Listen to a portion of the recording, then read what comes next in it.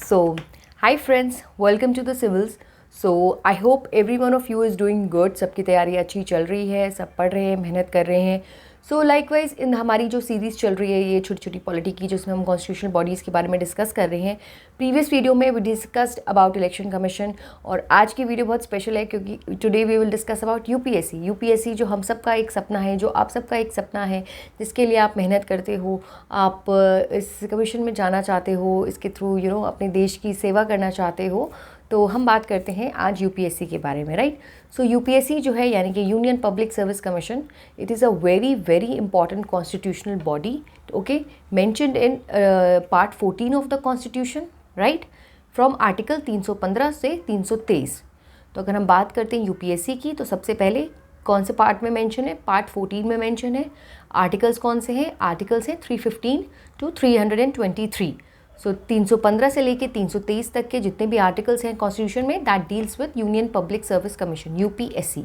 Okay, so जो अब बात करते हैं यूपीएससी की, तो यूपीएससी में जो चेयरमैन होते हैं और जो इसके मेंबर्स होते हैं, उनको कौन अपॉइंट करता है? उनको अपॉइंट करते हैं president of India. Okay, president of India appoints the chairman of the UPSC and the other members of the UPSC.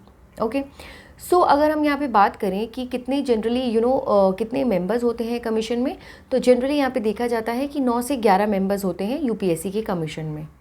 ठीक है, अब कॉन्स्टिट्यूशन में कुछ भी ऐसा स्पेशल एजुकेशनल क्वालिफिकेशन नहीं मेंशन करी गई है to be a member of a UPSC. बस इतना ध्यान दिया जाता है कि जो उसके आधे हाफ मेंबर्स जो होते हैं, आधे मेंबर्स जो होते हैं, वो ऐसे हों जिन्होंने गवर्नमेंट ऑफ इंडिया या फिर स्टेट गवर्नमेंट में 10 साल तक काम किया हो, यानी कि उनके पास 10 ईयर्स का एक्सपीरियंस हो in the government of India और in the state government to be a member of UPSC और द क्या नाम है, to be the chairman.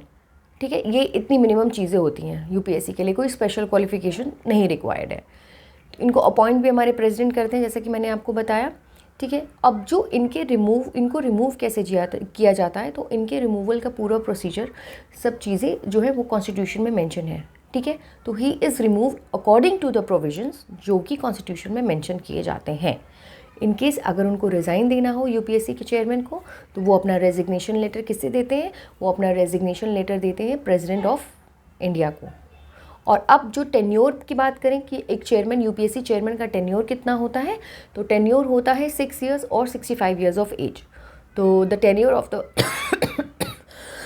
Excuse me, so the tenure of the chairman of UPSC is 6 years और 65 years of age, and he gives resignation. किसको resignation देते हैं? वो resignation देते हैं प्रेसिडेंट को. ओके, तो अब यूपीएससी बहुत इम्पॉर्टेंट एक बॉडी है कॉन्स्टिट्यूशनल.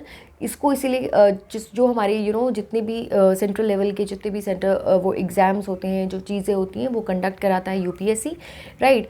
और इसीलिए यूपीएससी को कॉन्स्टिट्यूशन ने कहा है, क्या कहा है? Watch dog of merit system. तो अगर आपसे पूछा जाए कि which of the constitutional body is also known as the watchdog of the merit system, तो the answer will be UPSC. Okay, now एक और बहुत इंपॉर्टेंट पॉइंट है जो ध्यान में रखना है आपको रिगार्डिंग यूपीएससी, कि जो यूपीएससी का जो चेयरमैन होता है ना, he is not eligible for further appointment. एक बार he has completed his tenure, worked as a UPSC chairman, now he is not eligible to further appointment in the government of India और in the state government. Okay, हाँ, लेकिन अगर कोई UPSC का member है, commission का member है, तो वो ज़रूर अपॉइंट हो सकते हैं, यूपीएससी के चेयरमैन बन सकते हैं, या फिर वो किसी स्टेट पब्लिक सर्विस कमीशन के एसपीएससी के चेयरमैन बन सकते हैं, अगर कोई मेंबर है कमीशन का. लेकिन अगर कोई ऑलरेडी चेयरमैन है, तो वो ही is not eligible for further appointment. Okay, तो ये सारी मेन चीज़ें थी हमारी यूपीएससी के बारे में.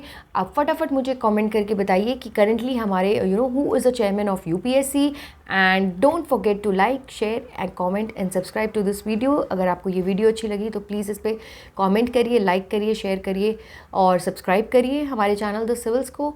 And don't forget to join us on Telegram. And that's it. तब तक के लिए बस पढ़ते रहिए, मुस्कुराते रहिए, मेहनत करते रहिए, और बस मेहनत करते रहिए, मोटिवेटेड रहिए. That's very important. Thank you.